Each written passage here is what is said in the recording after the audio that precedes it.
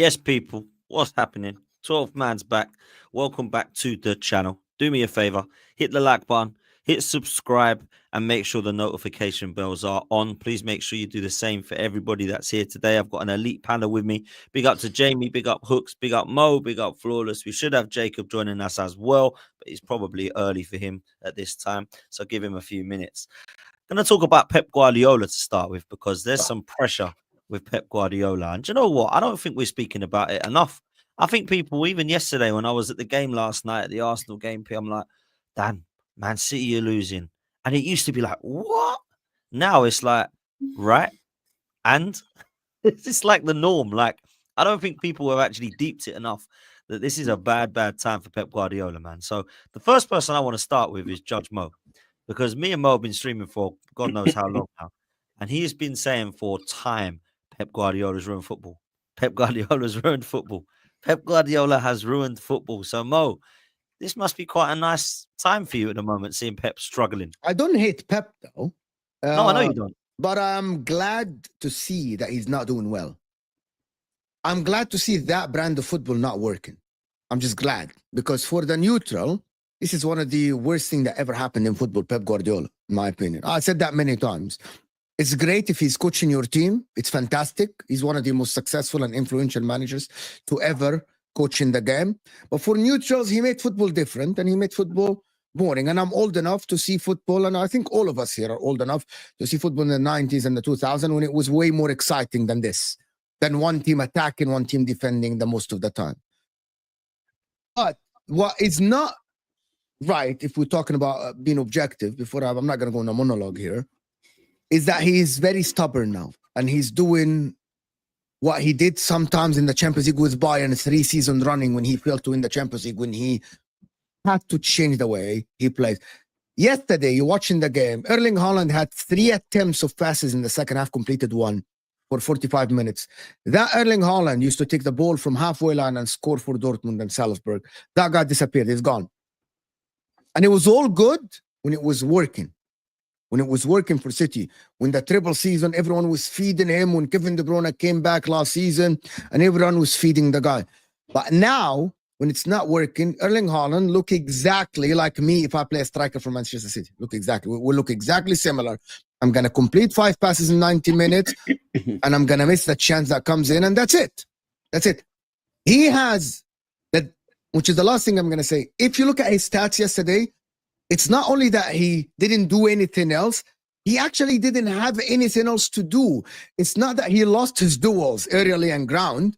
He didn't even contest. Like Man City are completely bypassing that player as he doesn't exist. The opposition, someone marked him, and Man City are completely bypassing that player. He doesn't exist for them. Which is why I'm going to say, and I put a tweet out there one day, and I said that if you are Man City, would you choose Aguero or Haaland? And I will always choose the player that I know will provide something when things are not going well. I always said that about Foden, Saka, Salah, and Palmer, and even my players and everyone. I said, I always judge a player when things are not going well, not when the whole team is doing well. That is my thing. Pep Guardiola needs to change. And by the way, if he loses to Man United at home, 1 win in 11, I know he has a lot of credit in the bank, but I've been going around saying this. Question should be asked. Is this the time for a new blood? I know that people say he has a lot of credit in the bank. Yes, but sometimes you got to stop and do what's best for the club. Is it time for a new blood at Man City? Is there anyone better than Pep? Probably not. But sometimes you just maybe need a new blood, and that's it.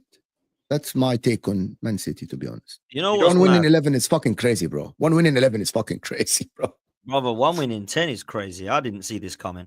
And I got to say this, as much as I do believe he is incredible, and I think it would be madness to suggest he loses his job, this is the comparison with Fergie and Sir Alex Ferguson and Pep that I was speaking about. I said it on Straight Facts with Terry and LB didn't like it. When Ferguson's tools were becoming blunt, he got the best out of them.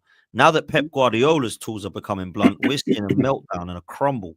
And that is the difference between the two managers. I'm not trying to make out like Pep's some bum here, by the way, because he's done 4-peat, right? I'm just making the comparison to say that if you're talking about Premier League only, Ferguson just kept going and kept going and kept going. And Flawless will know as a United fan why I compare the two in terms of the elite. I believe both of them are elite, by the way. But I look at what Ferguson done with Manchester United, in 12-13. He basically, and people say he had Van Persie. Yeah, well, they got Haaland. They still had Rooney. Yeah, well, they've got Foden. But actually, when the tools were blunt, if you look at the rest of the team Manchester United had back then, how the hell did that team win the league? Let's just be real. Van Persie got the 30 goals. Rooney was still there. Chris Smalling was the starting centre back, if I'm not mistaken. Smalling, Phil Jones, Raphael. What are we talking about here? What are we doing here? Like, this is what makes me laugh. They try, wait, hang on a minute. He did have the tools. That squad was shambolic, man, and it won the league. So this is where I'm asking Pep Guardiola the question. When your tools are blunt, Gundogan's blunt, Bernardo Silva's blunt, Foden is blunt, where is the rest of it? And can we just have a chat about this Jack Grealish guy? Because that's 44 games without a goal now, people. And no one's talking about it. £100 million. Well, is he a flop? Like, real talk, is he a flop? Yeah, it's a massive flop. Him and Foden. Yeah, I've noticed that no one ever talks about Grealish or Foden when they're terrible. But if players like Saka and Salah have a bad game, they're not as good as everyone thinks they are. I don't get it. I don't know if it's just English biased. You know, you hear it constantly. You never. Foden went from Player of the Year last year to now a dead player. No one's talking about it. He's not exactly rolling his sleeves up and helping City out of their slump like the player that he probably should. You know, when you look at someone like Foden, everyone calls him world class and all that. If your team's going through a slump, usually you see players rolling up their sleeves and giving it their all and try and get their team back into something. Yeah. And I don't see that with Foden. I don't see that with Haaland. You know, but and Grealish, you know, if Grealish was ugly and had spots all over his face, yeah, I don't think anyone would talk about Grealish. It's just because Grealish is a good-looking guy and he's a party boy as well. He's the mascot. He's a nice guy off the pitch, and he's got PR for him, and everyone rates him. But you know, is it 44 games without a goal? Yeah, you don't have 44. Even to say 44 games. It's 2023 is the last time he scored a goal. It's almost 2025. That is just mad. Like, I can't believe he's getting away with it. But he had one assist. One assist. One. Personally, I've always said it. I think Grealish was better when he was at Aston Villa. I think City. I think Pep took the baller out of Jack Grealish and systemized him into a system, you know, and made him play a certain way. I literally do think he was a better player at Aston Villa. I really do. And yeah, like he was playing in that kind of central role, and they've started to do that again now. But lo and behold, they've started to now say, "Oh, he looks a bit better." But this guy has been a flop, man. £100 million. Yes. I understand he's won a treble. I understand he's contributed. But when you look at it, if this was a performance from someone, you would actually be questioning it. For the fact he's cost £100 million, there's no doubt in it that he has. He won the treble. You can't say that he won the treble. Oh, yeah, no, you won them the treble. You can't say that. Yeah, but come on, I'm being serious. You can't say that. He can't be a fraud, you know. This guy, you know. He won them the treble. He won the treble. He won them the treble. You just said. You do straight facts with LB. He won the treble. He won them the treble. He was the most. He was one of the most influential guys in the treble season. Mo is a troll. Mo is a troll, man. Proper troll, you know. You know what I'm saying? Bro, that is what every freaking Man City fan I talk to, bro. But he won me a treble. He didn't. If I played on that left wing, he would have won the treble as well, bro. Yeah, I'm sorry. If we got a cone then and we bounced it off the cone, you would have won the treble. It's exactly what happened in that season, bro. It's put a freaking cone, bounced it off the cone, bro, and he won the treble, bro. It's like, seriously, bro. That's all he did. They say he kept the ball, had the cone, put the cone bigger, a little bit of bigger cone, and bounce it off the cone. That's exactly what he did. Oh man, that's brilliant. Listen, Flawless, let me bring you in, brother. Man, real talk here. Manchester City fans believe they're out of the title race, the ones I speak to. Manchester City are out of the Carabao Cup. And if they ain't careful and they don't beat PSG or Bruges, they're going to be out of the Champions League as well, which means they've only got the FA Cup left. What's going on, brother? I mean, like, you've got them at the weekend. You must fancy your chances to be playing them at a good time. How do you see things, man? Yeah, I'm still in shock at like what's going on there. I don't think anybody's seen this. Like, yeah, we've seen title. Apologize now to the fans that you said City will win the league. Now apologize. We want apologies. We want your apology, you fraud.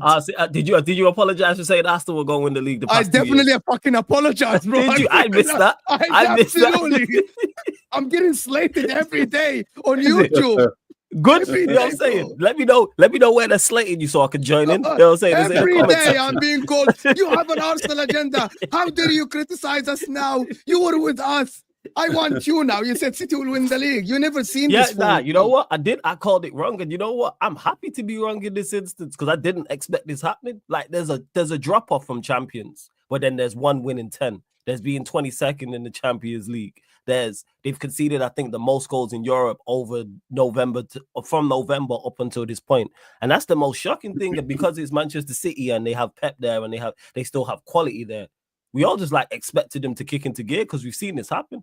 Last year, they wasn't the best and won the league. The year before that, they wasn't the best and won the league. Their recruitment hasn't been. But now with the Rodri injury, I think that does play a key part as well. And their recruitment being so bad. And it's not been spoken about. Like we even spoke, like people talking about Grealish not scoring in 44 games. Savinho's been terrible. Foden's still yet to get a goal. Haaland, I think, has 3 Premier League goals since September. It's now the middle of December. Didn't you say Savinho's better than Saka? Or you're not? Say that again? Did you say Savinho's better? You didn't? Okay, I'm just trying. I'm testing water, bro. I'm just testing the water, bro. I'm testing the water, all right? I didn't say that. I know Saka's I know Saka. Hey, don't do that. You turned on your star boy Saka. You know, so I never did. Saka is the only one from this Arsenal team that even when freaking Arsenal were playing like shit, the guy stepped up. Even he had 2 bad couple of games or whatever. But that is the difference between him and the rest of the people, right? Mm-hmm. When Arsenal are not playing good, Saka still gave you numbers. He still created chances. He still scored. Whatever you want to put it, at the end, Saka performed without Odegaard as well. People just don't say that more often, by the way. The rest of the team was shit, and Saka still putting goals, assists, and that's the difference between him and the rest of the players that we talk about at City. And I'm going to let Hooks. I'm sorry, Hooks. I'm just going to say this. I want people to start judging players again when teams are not doing well. Don't judge the player when the team is doing well. Because that's so easy to play when you have superstars around you. Darren Fletcher looked like a world beater. With all due respect to Darren Fletcher, he's a good player, but he's not. The level that he showed is because Alex Ferguson is fantastic, because the players around him were good. There are other players that are well at Man United. I want people to judge players like this. Phil Foden, judge him when the team is doing bad. What does he do? Did he carry the team? Did he do what Saka did? Did he do what Salah does today? 75% of goal involvement. When Liverpool attack is crap. That is the reality. Sorry, Hooks. Go ahead. Oh, I wasn't speaking, but you know what? My I don't know. This is a difficult one for me because we all go into every season just assuming that Manchester City is gonna win the league, right? And now we've somehow managed up here, and I can't really put my finger on it what it is, but I feel like it's a culmination of things. Like it's very hard to continue to motivate a group of players that literally have won virtually everything and dominate every single season. I don't think we've seen a team dominate this way in any type of sport, to be completely real. Like not trying to take any like responsibility or accountability away from City, but it just is what it is. It's hard to continue to motivate players. They have had, you know, their glue taken away from them for the whole season, so I'm pretty sure that does play a part. Not having Rodri would be like, okay, yeah, goodbye to Saka for the whole of the season, goodbye to Salah for the whole of the season. I don't even know who the Manchester United equivalent would be. I don't think anyone's really that great over there. You know, like I don't want Anthony. Oh, Anthony. You are called this guy crook, you know. Anthony, man. Joke, man. To be honest, it is. To be honest, for them, it's like if Bruno Fernandes out for the rest of the season. Yeah, Bruno. Yeah. You know what? It's a good job we're on 12th, man. Yeah, I respect Potts. I'm not even gonna respond to that. Carry on as you were, man. Have some shame and respect your captain. This guy. I'm guessing it's sort of similar to maybe Barella being out for the whole season. Yeah, some kind of shit like that. Yeah, something like that. So Bastoni, feel like Barella. yeah, someone like that. So I think that has to be taken into consideration, and they have had the odd injury here and there throughout the Do you squad. think though, Hooks, if you put Rodri back in this side, Man City are all of a sudden okay again? Is it more Nope. deeper than Rodri? No, I it's think definitely more than that. Yeah, go on. Potentially it may be a bit more than that, but I do think that Rodri coming back in, we don't see them with one win in 10 games. Like it may still be bad, but I don't think it'll be as bad as what it is now. But I think the biggest, at least that I identify, the biggest problem for Manchester City is actually Pep, because Pep's never been in this scenario where he has to turn the ship around. Like Pep's usually just used to like, we win, we dominate. You know, maybe he has to chase someone while being second, but he's very rarely in a scenario where like backs against the wall, it's looking dire, has to turn it around to salvage something for the season. He doesn't really have experience in that. So it's not like Pep can go, okay, when I was at blah, blah, I did X, Y, Z that got us out of this. So let me try that. Or I tried this and it didn't work in that scenario. So I'm not going to do that here at Manchester City. He's kind of, and I mean, it's funny, it's weird to say about Pep, but he's kind of clueless at the moment. And I mean, you could see it from very early on in the season as well. Like I remember when we played them at their ground, like he was furious, kicking chairs and everything. So like they've clearly been rattled from early on in the season. And then you've had certain players go completely ghost, like Haaland, who, I mean, what is he now? Do you know what I mean? Don't get me wrong. I know he's a great finisher, but they don't really need someone that can only score goals now. They need someone that can do a bit more than just that. And he's kind of going missing. So, you know, Gundogan, he was meant to be the guy. You know, I always hear like the Man City fan, Mr. Clutch. Like, but he ain't really been clutching this season. He's been poor. Like a lot of people were saying, oh, Man City are definitely winning the league now because they brought back Gundo. And but we never saw this. Okay, so to be fair to the people, Gundogan was team of the season last season. He was one of La Liga's best players. To be honest, I'm old, right? And I played football. I had this year when literally that year I started the season and I couldn't kick the same long balls. I couldn't run the same. It's just I think this is the year for Kyle Walker and Gundogan. You cannot tell me that Kyle Walker now, everyone is faster than him. The people that played ball and the people that played sport, they know that there's 1 year that your joint just gave up. And I think I never knew that this year is coming that early for Gundogan. He's 34 and he plays in the midfield. Normally people in the midfield know how to position themselves. Like he looks so desperate to catch people, which is something I couldn't understand that within 3 months, but I have seen it because it happened to me and happened to a lot of my friends as well. And people that play football will tell you this, that 1 year, which is Jamie Carragher spoke about this. He said, there is one season when I started the season and the same diagonal ball I used to hit, it is always shorter. The passes are always weaker. I can't do the same turns. I can't chase the same players. I didn't see that happening. And no one did. I don't think Man City even saw this coming. For Kyle Walker and Gundogan, right? Like now, Gundogan yesterday, he looked like 50 years old, bro. This guy last season was team of the season in La Liga, guys. He was bowling in La Liga. And I thought that, they're gonna get the same guy. It's a completely different guy. He's 10 years older than last season. And it happens. I think it happened. There's one guy at Manchester United, if I'm not mistaken, I can't remember who at Man United that said the same exact thing. Said that 1 year I started playing and I just couldn't. Probably Gary Neville. All of them, probably. I think no, but like when you play that long and you get used that long, you hit 34, 35, there's 1 year, you just can't do it. And I think it's that's what's happening with Gundogan. You see the clip that's going around when they lose the ball and he's trying to chase someone back. And I've seen that a few times. I've seen it from yesterday. Crazy. I've seen it when they played Spurs. I've seen it because I don't think he was supposed to play this much as well. Obviously, with the injuries, Rodri getting injured, De Bruyne has been injured, Oscar Bob's been injured as well. But that ties down to Manchester City's recruitment because their recruitment has been very poor. So with their recruitment being so bad and their better players now getting older, it's about refreshing the squad. Hooks mentioned it about being hungry, and any team that's dominated, managers will refresh the squad. Fergie would do that. Where he'd get rid of. Can I ask you something before you go on about refreshing the squad? Yeah.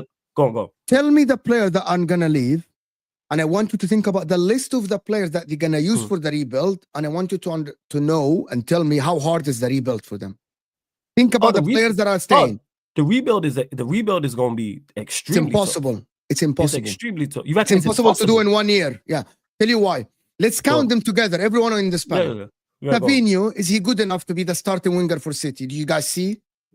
Not yet. currently now. Not Not yet, yet. right? Not in No. the near future. Doku, No. Rubbish. can Foden carry a team and be a Kevin De Bruyne replacement? I don't think he No. can carry a team, but I think he can be a style. Yeah. Foden's- I think he can be a Foden's- style. I think With he can be a Foden, style. The problem is, do you think with Savinho and Doku, Haaland will bang goals? No. No. See? Okay, Rodri is going to come back from an ACL. Kovacic is Seri. Yes, he's good and everything. Look at the defense. Do you think Rico Lewis is good? No. No, not the defender. Yeah, squad player, not to the What level. about no. John Squad player. Stones? No. Yeah, I think but they'll the get injury- rid, man. So But if you guys he think can't about play more than the 15 rebuild, games. the rebuild needs about 6 starters. Who Yeah, goes into the yeah. season needing 6 starters? And I don't think City at this point are able to go and buy these players either because with these charges looming over them. They're going to have to wait till all this comes out. We find out the verdict. You know, if you look at their windows lately, Man City at FSG'd us. That's impossible. You know how hard that is to do. You know, I mean, they made so much profit without buying anyone. You know, they're selling their second striker and not buying anyone to replace him with. You know, not only having one DM in your whole team, you know, and relying on him. You know, letting Cole Palmer and Lavia go now looks like a terrible mistake. Could you imagine Cole Palmer and Lavia in this team right now? Yeah. With them legs. Should and have sold their Foden, to ability. be honest. Should have lost Foden. Should Yeah, have sold it's Foden, like- to be honest. And with Foden, But I'm being serious, but why are you laughing? No, I'm I with love- you. Foden's a goal scorer. You know why I'm laughing? Don't try But I'm me, not trolling. I said that. man.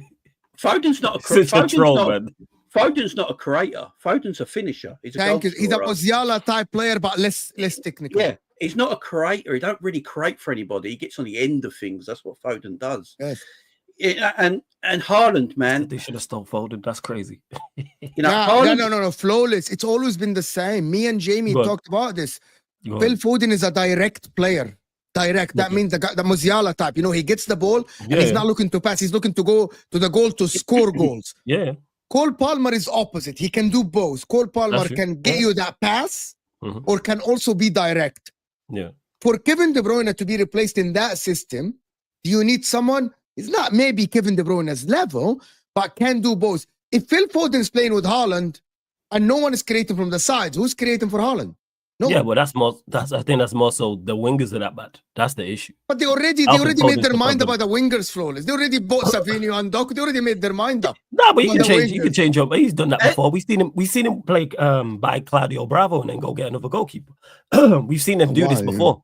You I mean, think I'm they're gonna fine. replace the wingers, bro? You see them do. After- What they might do is go get a Continue. couple players in. They might get a couple players in January and then they go in the summer. I can see them spending big in Jan. I can see them Okay. spending very, very big in the summer, and I think they'll go get a couple players in January. I don't I think don't- the board I don't- and the Pep I are don't just feel going to that let this go. Now, is it tough to do? Absolutely. A rebuild is extremely tough to do. Absolutely. But do they have the capabilities? Yes. Obviously, I'm hoping they don't rebuild. I'm hoping this carries on. I'm hoping this is the end for Pep. Do I believe that to be the case? No. I think they will bounce back, unfortunately. But I'm hoping when we see Mourinho hit that brick wall and just fall off, I'm hoping this now happens to Pep. Do you And think then Why Brown do you- out why the do you- couch, Who why that's do- they've not it. replaced with as well for me. It's about who they've let go and not replaced. How could you let Palmer, Rodgers, Lavia, Pedro Porro, Liam Delap, all these guys go and then not replace any of them and need all those 5 positions now to be covered? Yeah. And I'm not saying they all start into that at first 11, by the way, but all of those would be in that squad right now. And Lavia would Absolutely. be starting, and Pedro Porro will be their right back, and Liam Delap would be coming on if Haaland wasn't killing it. And Morgan Rogers would actually be superb for them right now in terms of legs and athleticism. It's crazy. Mhm. It's fine letting these people go. And I've said this about Arsenal. Letting Smith Rowe go, letting Nelson go, that's not the problem. It's about replacing them and upgrading upon them. And Manchester City have not done that. And if I'm honest with you, LB was saying, Liverpool and Arsenal, they didn't have a serious window. I think Man City will be fine. Manchester City haven't had a good couple of windows. In fact, they haven't had a good transfer window for a while now.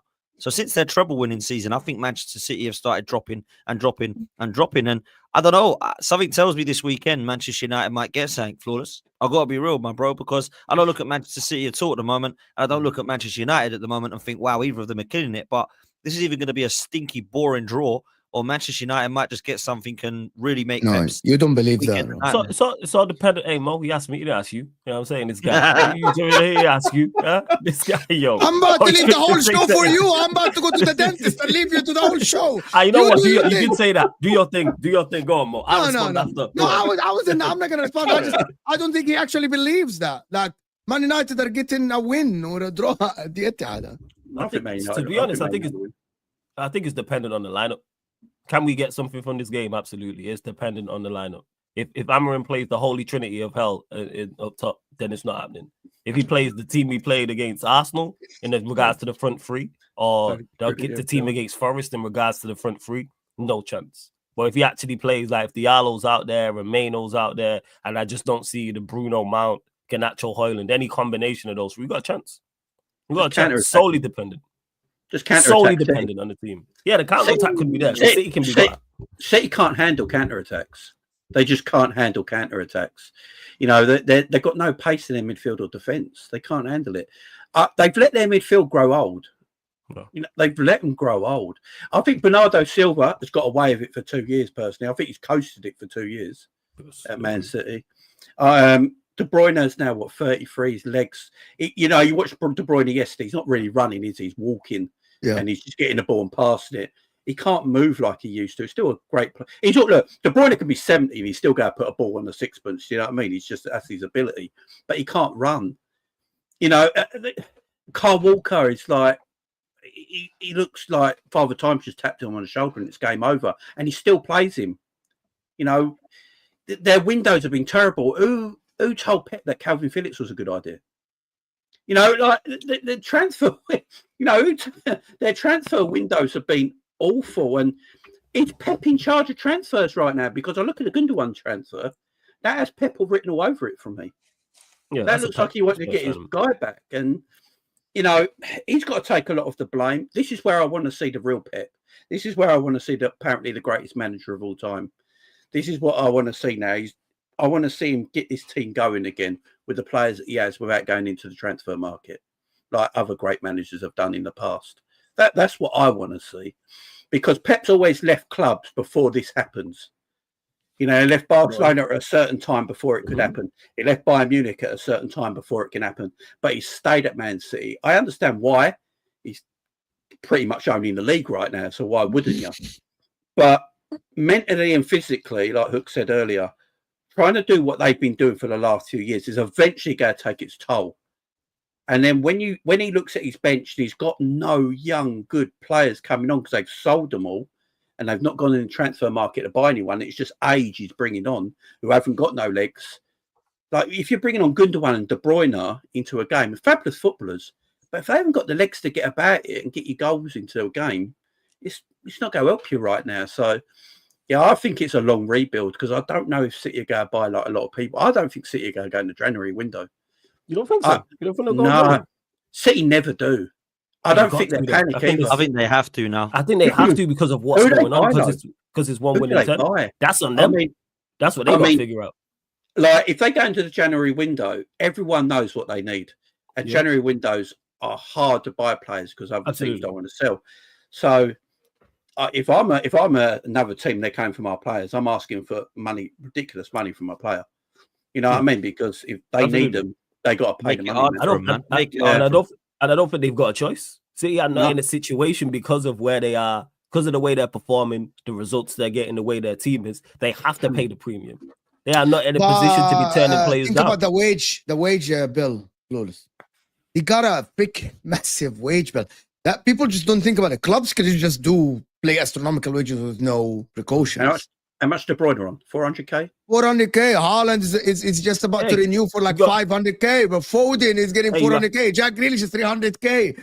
It's crazy. Have to move that wage budget. Otherwise, it might be 2 in 10. And that is the problem. Who's buying Bernardo on 200, 300k? Oh, no. Who's buying Grealish on 300k? They got to pay people off. I don't think they'll sell Grealish, but like Bernardo Silva, they'll have to, like, if they try to move on certain players, they just have to pay them off. They'll have to pay them off. But they'll have no. I don't think they'll have issues moving on players. Is bringing in the correct players into Pep's system. But even in the summer, that's still a problem because everybody knows what they. But tell me the last one that worked. The last signing. Yeah, that worked. That actually worked. Haaland. and that's it. Yes. But Haaland, let's say that didn't need recruitment, though. He was the best striker in the world. That didn't need it was recruitment. obvious. Yeah, it was didn't obvious. need Yeah. recruitment. I actually do think I actually can add one. Gavardiol worked. Gavardiol, that's the one I would Yeah, say. yeah, I think he's quality, but some people say no, he's a centre back playing left back, blah blah blah. But Dan, I think he looks dead now as well. He looks dead on his arse now because he's out there by himself. Yeah, when you see the position, because he needs to defend in Pep's system. He's out there by himself. He's like there ain't nobody in front of him. But then also, Man City have had a lot of players that have actually wanted to leave Man City, but he's opted to keep them. The likes of Bernardo, the likes of Ederson. You know what I mean? So maybe there's turmoil in the camp as well. So yeah, I blame Pep for a lot of this as well, because how is Man City meant to go out in the summer and commit to buying whoever they want to buy, not full well knowing whether Pep's gonna extend or not? Like, it was kind of left in the lurch with their manager situation. So Pep is kind of to blame for this little, outside of like what he's doing on the training field and on the pitch. He's to blame for the situation that they find themselves in as well. So yeah, I don't know, man. But will they ever sack him? No, they never sack him. I mean, they're never going to sack him. I don't think you can sack him. You need to give him a chance to at least rectify it. You can't sack him. As bad as it is, give him a chance to sort it out. Has Pep changed his philosophy, though, in the way City play? I'm going to head out, guys. I got it. I'm sorry, Dan. I'm sorry, man. That was fun. I tried, but apologies. I got that. I'll catch up with you soon, Mo. Blessings, yeah? Every time. Appreciate you, people. See you. Appreciate it. Yeah, I'm just saying, with his philosophy, has he changed it a little bit? Because he relies on one man to score all the goals now. He purposely went and bought wingers that are not that creative at the other end of the pitch. They hold the ball really well and they're good dribblers and they're good on the ball, but they don't really create as much or score goals. You know, I think as Pep changed a little bit, I don't know. It's a bit weird to me. Yeah, he wanted. Remember when it was Leroy Sané and Sterling? He wanted to go down that route, I think, again. And Doku and Grealish and Savio and these guys have just not been good enough. Like Nunez, it ain't been working, man. So yeah, he's got to change it up, man. But look, let's move because I don't want to talk a whole City segment. Yeah, it's fun though. It's great, man. It's very much fun. Hey, Pep, just don't run. That's all I'm gonna say. Don't let this season go and then I'm leaving. No. Oh no, don't bother it. Yeah, don't. Yeah. You better stay and fix. Do not run. Don't trip. You better stay and fix this. Yeah, I'm off. I'm out of here later. You know what I'm saying? I'll be like, who's going? If he does run away, I think we can have chat.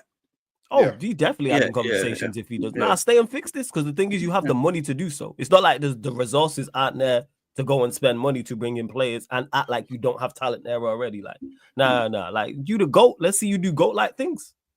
Mate, he is, and to be fair to him, he's got to prove that he is now. That's for sure. Listen, man, couple of questions for you, Flawless. Going into this weekend, Manchester United. I mean, I watched the game against Forest. What an embarrassment! That goalkeeper, man. Oh my god! I know he's been playing better and he's one of your best players now. People keep telling me, but what the hell on earth was that? This Lisandro Martinez, watching him try and jump and win a header is actually embarrassing as well. Don't do that, Pops. He didn't jump. He didn't jump. Okay, watching him watch a header. He didn't. Don't give him credit. He didn't jump like that. I just think, right, I've got two questions for you, right? Yeah. I just don't think this squad is anywhere near the level of, and I think Amarim's found this out already, right? That's my first question. The second thing I've got is this Dan Ashworth stuff leaving and all that. People saying Ineos, it's a disgrace. They've cancelled Christmas parties, all this stuff. Nonsense.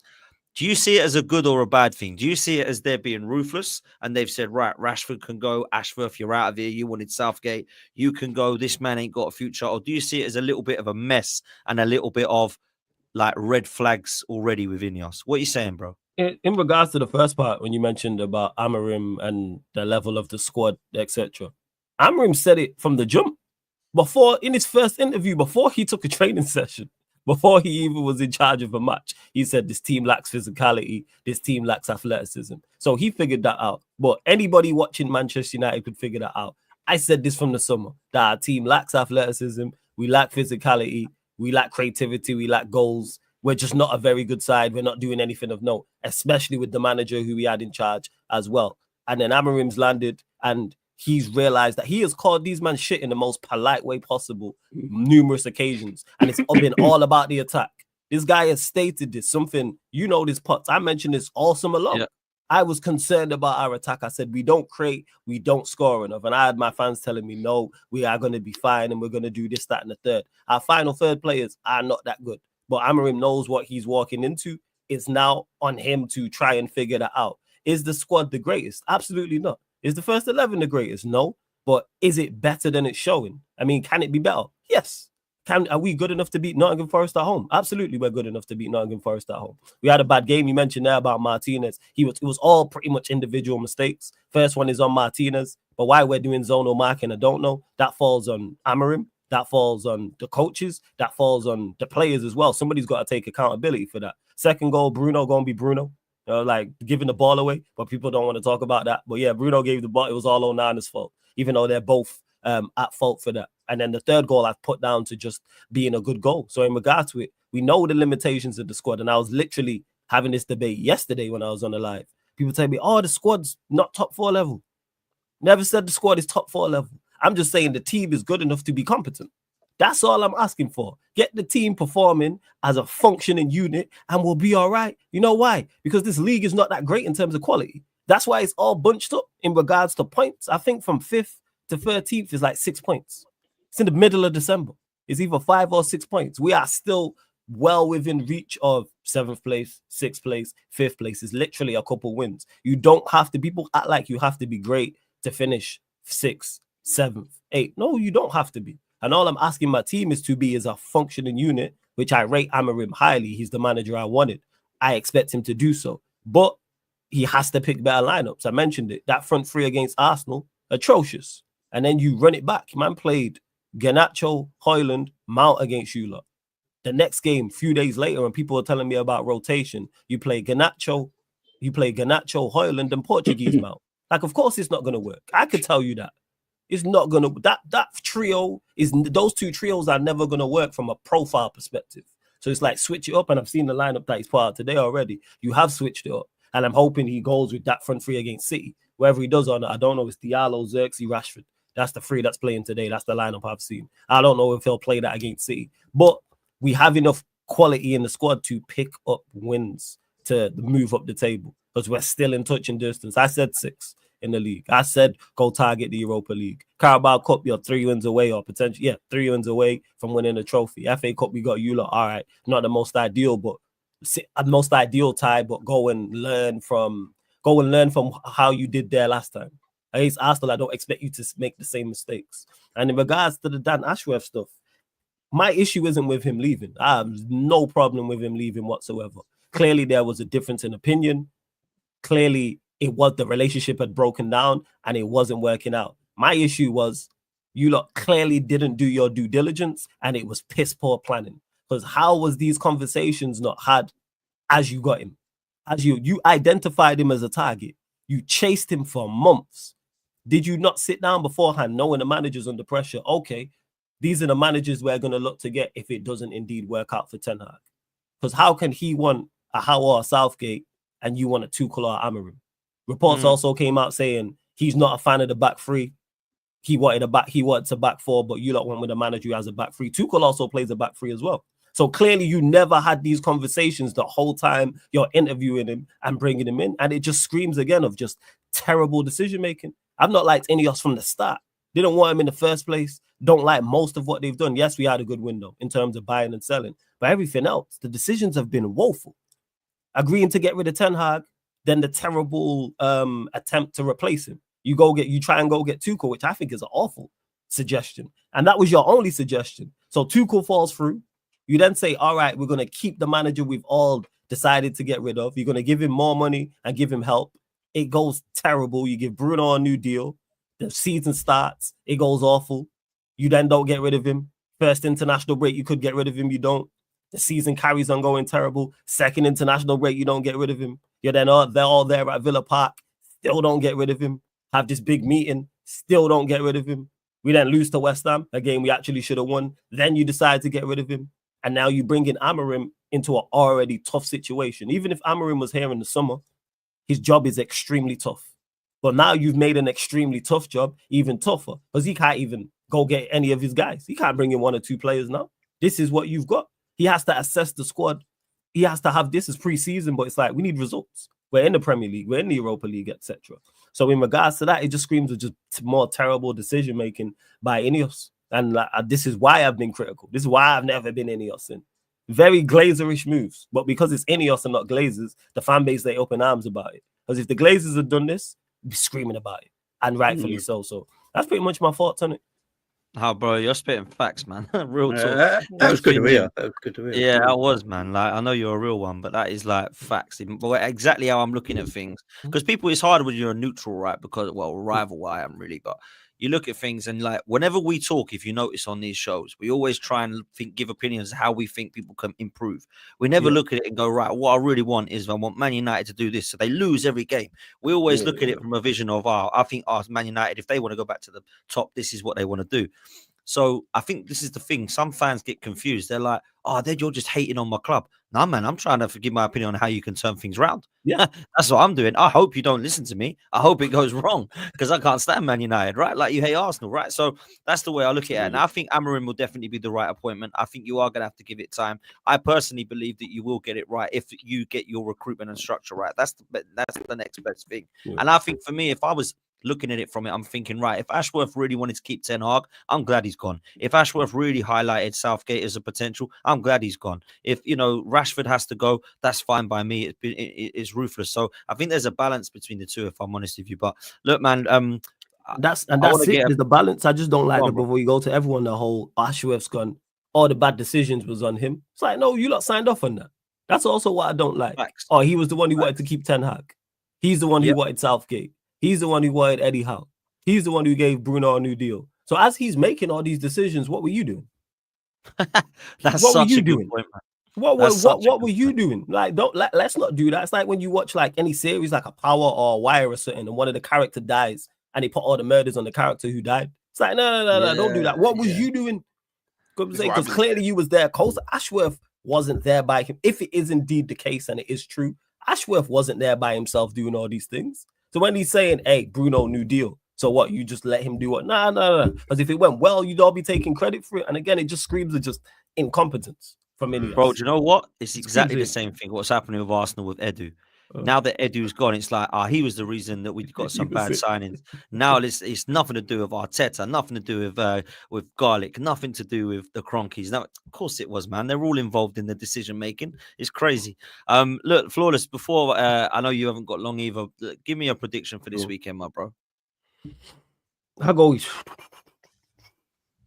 so dependent on the team, but I go 1-1. Yeah, so that's what I'm gonna go with. That could change. Like once I see the lineup, I could be like lose, or I could be like, yeah, we win this game. So dependent on what he picks.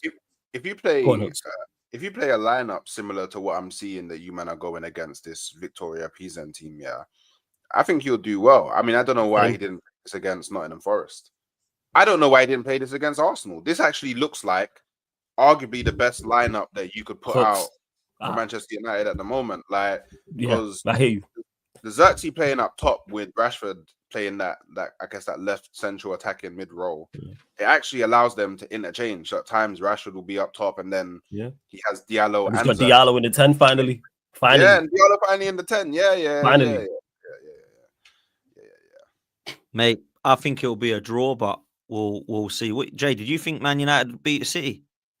Yeah, I think United will play a bit like Juventus. That's what I think they're going to do. You got to remember, Juventus, ain't they drawn 8 games this season in the league? Drew a hell of a lot of games, I think. And they struggled to score goals. So, and they put 2 past City and defended well. If United can defend well, and be compact and hit City on that counter attack, I don't think City have got the pace or the stamina or the mental strength to stop United scoring, even how bad United are right now. So, yeah, I think United win 2-0. Wow. Going to be interesting, man. Hooks, what are you telling me? It's a difficult game to call, right? Because you just like to think at some point Pep's gonna go no more, and then they turn it around. But this could be the game that kills off all remaining hope any Man City fan has. And I do think that where where the problem lies for Manchester City in this tie, at least this time, is Amorim will make it a tactical battle. I don't feel like Ten Hag would have done that. Like Amorim will make it a tactical battle, and then it's down to who plays it out better. I don't know. Right now, I'm feeling like a 2-1, but either way. So I think Manchester United can win. I feel like Man City can win, and it will be 2-1 either way. Maybe 55 to 45% in favor of Man United at the moment, but that could change as the days go on. Listen, man, it's going to be an interesting game, that's for sure. Look, I want to close talking about Bukayo Saka. Flawless, have you got a shoot, bro, or you got time? Yeah, I got time. Yeah, we good. We good. Love, yeah. I want to close talking about Bukayo Saka and then mention Liverpool, who I think are just ridiculous at the moment in terms of what they're doing. But I want to talk about Saka because I do think this kid gets so much disrespect. And I'm not sitting there trying to stick up for my little nephew or nothing here, right? I'm just saying this guy is so good. And even when he ain't good, he's delivering. And I think sometimes people have sort of said that about Salah over the years. Like, I didn't think Salah played that well, but, he's scored and he's assist. Now, I'm not trying to compare the two before anyone jumps on me because Salah's obviously levels, right? And he's been doing it for 7 years. But I look at what Saka's doing for years now, 4 years? And in some of those, he's been carrying. And we were talking about like Foden, like when it matters, where'd you go type thing. Mate, Palmer, when it matters, there he is. And Saka's that level, man.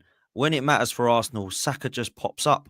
And it's like, there he is. He hasn't even played that well, and there he is again. And I sometimes feel like people are just so quick to disrespect him. The minute he has a bad game, he's limping again. The minute he has a game where you don't score or assist, Saka, he's so overrated by this fan base. Now, don't get me wrong, boys. There is a certain section of our fan base that probably do overrate Saka and probably put him in the Messi, LeBron, and Ronaldo bracket, right? That's just a fan base. Unfortunately, those guys are deluded. What that sometimes does, however, it takes away rivals fans' opinions to say, actually, this guy ain't that good, which I just won't have. I think the kid is ridiculous for his age. At 23, he's unbelievable. And yet again, last night, we saw that I didn't think he was one of the best players, but he's got the 2 goals and he's been a part of everything again. And I just kind of feel like we need to be looking at him now and saying that, yeah, he's one of the best right wingers in the league and just accepting it, because I don't think that people do that. I still think they put so many ahead of him, man. So go on, Jay. I'll let you start, bro.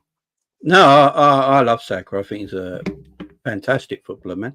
I think he's a fantastic footballer. You see what he does for Arsenal. He's their guy. When Arsenal needs something, it's Saka who turns up. And this is what I was saying about Foden with City. I don't see that same player.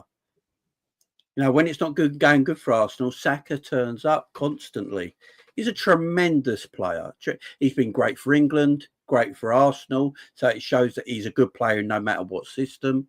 And that tells you what a good footballer is. And yeah, I like the guy, man. I rate him highly. I rate him really highly. He's one of the best right wingers in world football right now. There's no doubt about that. My only worry about Saka, he's played a lot of football for his young age. That's my only worry for him, and will burnout come to him soon. That is my only worry. If you're a Saka supporter, does he need someone just to share the burden a little bit with him on that right hand side in the future? But it's a bit difficult. It's like the Salah situation. Who do Liverpool buy? How do you go to, like Elise say before he went to Bayern Munich and go, right, we want you in our team. You're going to play right wing, but majority of the time, Mo's going to play. How do you sell that to someone? And it might be the same with Saka in that position because he's so good at the moment. But I think that's my only worry with Saka. And with the Saka limp, if I'm Saka, I'm monetising that. He should be monetising his limp, yeah? And putting it on shirts and everything, because I just love the fact he does it every game. It just cracks me up. It makes me smile. He should be monetising that. But for me, Dan, he's a tremendous talent. There's no doubt about it. I mean, like, you made a good statement there, or you made a bold statement. Some might think that he's one of the best right wingers in the world. So before I ask that, how many is there? Well, yeah. I mean, Rodrigo himself, Salah, Rafinha at the moment at Barcelona has been absolutely killing it from what I hear. I don't watch La Liga, but he's been flying. And then you do start to dry up, man. I've got to be real. If he is not world class, because I don't understand what the definition of world class is, no one can tell me. Everyone, do you mean he's world class, Dan? What's the definition? Not everyone. Everyone's criteria is different. That's the issue. Precisely, brother. Yeah, precisely. That's the issue.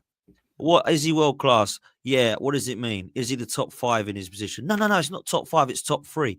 Does he walk into any team in the world and make it better? Does he get into a world 11? What is this nonsense, man? What is this nonsense? Is he world I think class? I don't know what world class means. So ask me a definition of something, and I'll say whether Saka is that or Saka is not that. Do you know what I'm saying? I think the only team that Saka doesn't walk into and make them better, well, starts for them is Liverpool. And that's just because of how on fire Salah is. Yeah. Like, because Salah's best right winger in the world right now. But I think Saka walks into every other single team on the planet. The brother's crazy. He's got 21 GA in 21 games this season. That means he's getting a goal or assist every game. He's only 1 goal away from having double-digit goals and assists already this season. He's already got 15 GA in the Premier League alone in 14 games. The brother he's on moon at the moment. Like, he's up there chilling with Salah on the moon, bro. Like, them man are so clear of everybody else, but he's very similar to Salah in the sense where he doesn't get the prop that he deserves from rivals because he doesn't do rainbow flip-flaps midair, into bicycle kick. Like, do you know what I mean? Like, he doesn't jink him a jink every time, 5,000 step overs into flip flap, into back heel. He doesn't do all them things there. He's just very simple, does the basics of football, very direct. And in my opinion, he's inevitable. Like, the thing that he's been able to do, I would say maybe towards latter part of last season and definitely showing it this season, it's just not, he's going to run at you and then cut onto his left. It's now, cool, man, I'll go to the right. Do you know what I mean? I'll go outside. I'll go outside. I'll go to the byline. And then he gets to the byline. It's like, okay, now I'm at the byline. Cool. I can cross with my right. Or, you know what? I can go back onto my left and then, maybe pass it up and then make a run into the box. And then now I'm getting it back from Ødegaard and I'm in shooting position. Like, he's definitely doing a lot of different things on the right hand side now.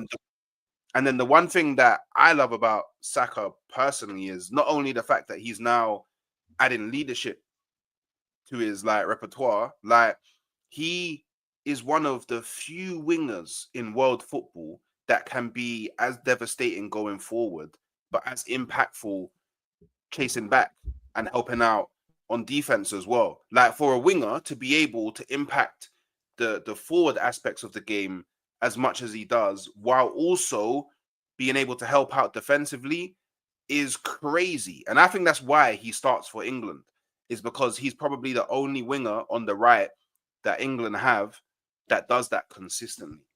And then you think, cool, what's next? Cool, he's mastered set pieces.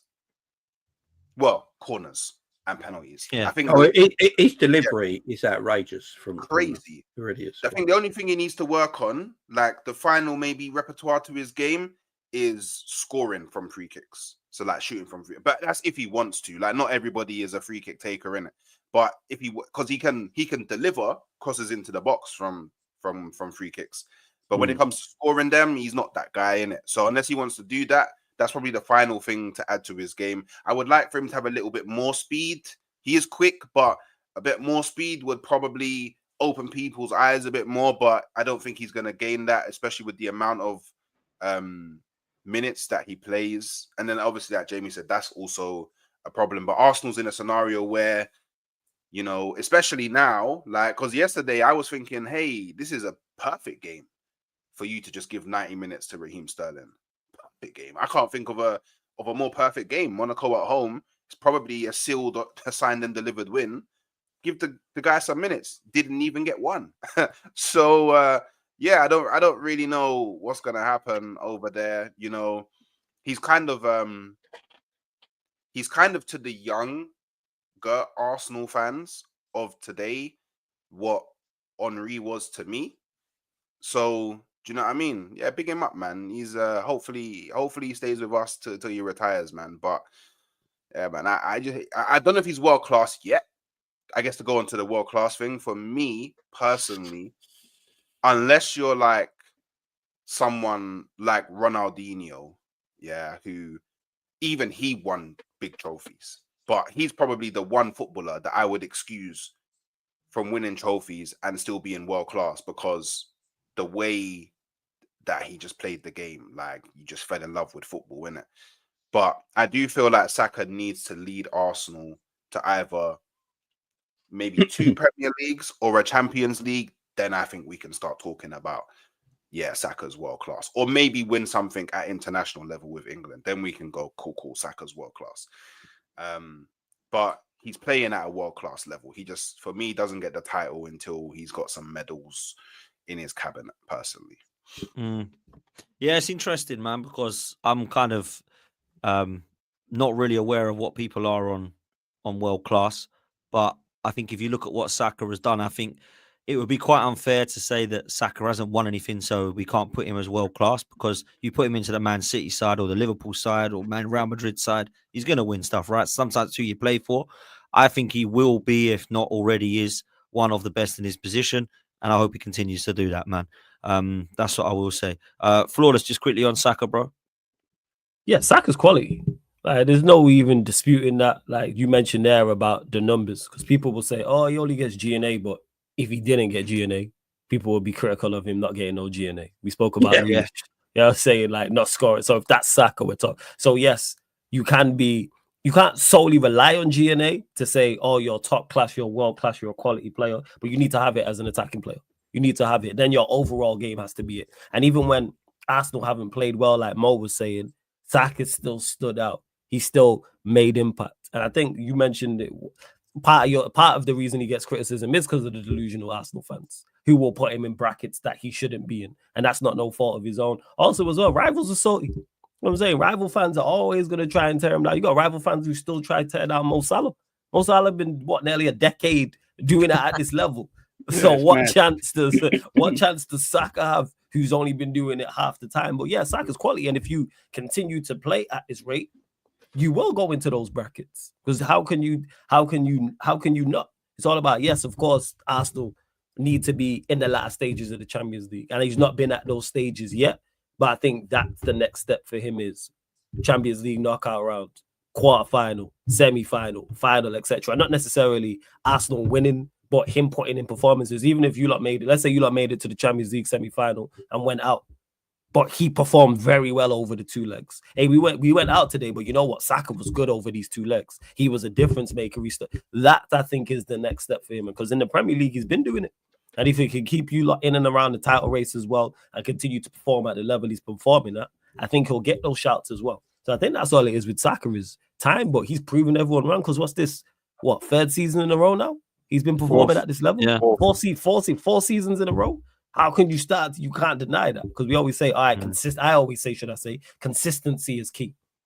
1 season is all well and good for any player, but can you do it 2 seasons, 3 seasons? I'm a Manchester United fan. You don't have players who can do it 2, 3, 4 games, but that's a whole different conversation. But it's about consistency.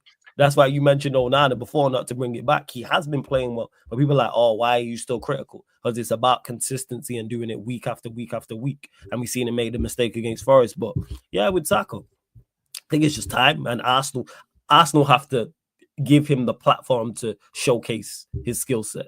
It's on Arsenal investing right. Because if you're not in the last stages of the Champions League, there'll always be that question mark. Because how many Champions League games has he played for you? Like knockout ties? Is it just a couple? Knockout ties, yeah. We've hardly played in the Champions League with him. I mean, this is what I'm saying. It's been like 2 games. So it's R9 never won a Champions League. He never won it. But hey, if you put some Ronaldo numbers, then we'll show up. You know what I'm saying? If you get more goals than you got games, fairs. Yeah, that's different. No, I just think Saka's a quality player. I think we forget football's a team sport and not an individual sport. So a player can be world class in a team and do everything in his power to win you games of football. But if everyone else around him ain't at that level and you're not winning things, that's not down to him, is it? Yeah, true. It's down to the team. So, yeah, I'll put Saka in that world-class bracket. I'm looking at right wingers around the world at the moment. Salah, Saka, Yamal, obviously at Barcelona, Rafinha maybe, Elise maybe. You know, yeah, of course he's up there. I mean, yeah, he is, man. 100% he is, man. And it's a different generation as well, Dan, ain't it? Yeah, Jesus. 43 goals and assists. That is insane, man. And That his is game is about that as well. You know, if you look at Saka, his game is actually about GA as well, and everything else he does in between. He's doing all that. So quality player. Yeah, listen, I agree. Liverpool keep on going and going, and it just seems to keep getting across the line. We all need you to drop points. Well, Flawless. Yeah. Flawless doesn't really care, but Flawless just hates Liverpool, so he wants them to lose points. Facts, yeah, just because. Just because. But it doesn't look like happening anytime soon. What's your next run of games, JM? How do you think you're going to get on, bruv? Well, we've got Fulham on Saturday at home, which will be a difficult game. So I think Fulham are quite a good side, you know. They cause teams trouble. They really do. They're good technical side, good attacking players. We should win that game. I think Mo Salah is 1 goal away from being Liverpool's full-time goal scorer as well. So I'd be looking for it in that game, which is mad, by the way, as a right winger. We obviously haven't played a Premier League game for 10 days, so they'll be fresh. So, yeah, we've got Fulham in the league, and then our 2 games before Christmas are away to Tottenham and at home to Leicester on Boxing Day. So our fixtures are looking all right. I can't wait for the Tottenham game. That's going to be hilarious. But no, we just got to keep this going. You know, Arne Slot came out after the Drone game and said it weren't good enough. I love that. Demanding more. You know, he said the players were a bit laxed. Anyone else would have beat us 2-0 at that game. And he demanded more of these players. He's looking at these players in our team like Virgil and Salah and all that, and still demanding more from the others around him. He knows where he's at. He's seen what position Liverpool are in right now. And I think Arne Slot, the sort of guy he is, what I'm hearing is he's not waiting for tomorrow. He wants to win everything today. And he's demanding more from these players, more and more and more and more. And Kanate, by the sounds of it, could be back before the end of the month, which is going to be an added bonus. Jota and Chiesa are all training now as well. So Liverpool getting players back as well. And yeah, we just got to keep going, Dan. We just got to keep going. Look, we're not even playing well half the time. We're still getting 3 points. You know, that's down to Mo at the moment as well, you know, doing what he's done. You know, that Newcastle game pees me off, but, you know, I've never seen a player decide to put a Superman cape on and decide I've had enough and try and win the game all by himself. Addison's obviously back now. He was in goal for Girona and just looked like he was never away. Yeah. Added bonus to us. Yeah, if one game at a time, but if we beat Fulham, I think we'll be top at Christmas, top of the Champions League at Christmas. We just got to keep going. Keep going. I look at your fixtures. Fulham at home, I think you'll beat. Southampton in the cup, I think you'll beat. Spurs, that's an easy win, the way they're playing. Leicester at home, you'll win. West Ham, you'll win. I mean, that takes you up through to the new year, bruv. And then in the new year, I don't think it gets any harder or any easier. No, Obviously, at Anfield, you've got Man United. We'd hope, great new year against them. January's all right. New year. Yeah, we got Man United at home on the 5th of Jan, Nottingham Forest on the 14th of Jan, then Brentford at home to Ipswich, and that's our January. Well, I honestly, I think you can go through to February and be unbeaten. I don't think you should be losing any of them games. It's crazy. No, do I? This is mad. So it's our April that's mad. Our April are mad is nuts slow. Our running is mad. Our running is Tottenham, Chelsea, Arsenal, Brighton in our last 4 games. Jeez. So we got to win the title before that. That's what we got to do. Yeah, it's mad. It's April, May, isn't it? April, May. Yeah. It's that 3 games in May. Chelsea away, Arsenal at home, and Brighton away. Wow. Yeah. Wow. And then Palace at home. That shows you we've got good fixtures before that though. So got to get the points on the board, man. I don't care if we play crap all the way till the end of the season, as long as it's 3 points every week. Does anyone on the panel not see Liverpool winning the league? Unfortunately, no. I don't see him winning the league. Oh, Hooks, what you got? You mob? You got your mob? Yeah, I'm just saying. The stars are aligning for another 89. The stars are aligning. Stars are aligning, man. The stars are aligning, man. You know, we drew at our ground in that season. You know, we played late on in the season. The stars are aligning, man. Don't worry, man. Or you could give us a guard of honour in that game. Hey. Slow down. We got to put Chelsea in there as well because they are on fire. Yeah, no, Chelsea are like Chelsea are on fire right now. I do foresee them having a minor drop off. They ain't going to win it, not with that defence and goalkeeper. They can't win a league with that defence and goalkeeper. But they definitely deserve to be where they are. I think they might go and buy in January. You know they're madmen. Yeah, I wouldn't surprise me at all. They go buy in Jan, different conversation. Exactly. They go get a goalkeeper. They go get a centre half. They go get a striker. I'm like, rah, they could actually be serious because they've got some good players. Liverpool, I think, actually will win the league. I don't think Arsenal are playing well enough, unfortunately. And like, I hope Cooks is right and we pick it up. But at the moment, we ain't winning the league the way we're playing. Liverpool are looking comfortable at the moment, and it's going to continue for the best part of the next 2 months. Arsenal need to remain consistent and start to pick up the points, man. But look, we're going to leave it there. Absolute legends, all of you. Much appreciate you all. Big up to Mo for jumping on as well. Big up to Flawless. Make sure you're going to follow him, Flawless. That's me, Flawless Sarcasm CTV. You got Halftime Hooks as well, who's flying with content. So please make sure you go over and show him some love. You got Jamie Phillips as well. Just put Jamie Phillips into YouTube. You go follow his content. Also, make sure you hit the like. Make sure you hit subscribe. And if you do want tickets to a game, then please make sure you click on the Reality Raffles link because there's an opportunity to get £500 worth of match day experience. That is for any football game. You have to be in the UK, of course, but it's 99p a ticket. If you use FTM10, you'll get 10% off of that as well. So please make sure you get involved, people. Link is in the pinned comments or in the description. All you've got to do is click it and go and check it out and get your ticket in because it'll be a great opportunity there. Closes on New Year's Eve. Big up to everybody. You're being directed over to Side TV, who's going to be getting ready for the Manchester United game. So make sure you go show him some love. And we'll see you next time, people. We're out of here. Laters. There you go.